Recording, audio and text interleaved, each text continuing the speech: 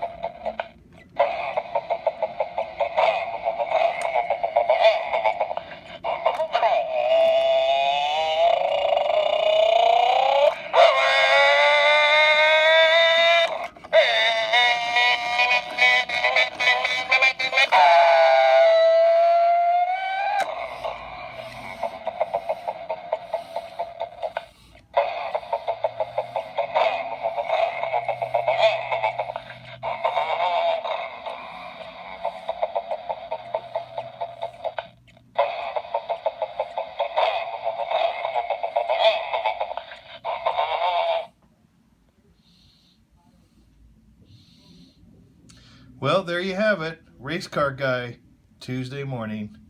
Have a great day and week, Dylan. We love you. Bye.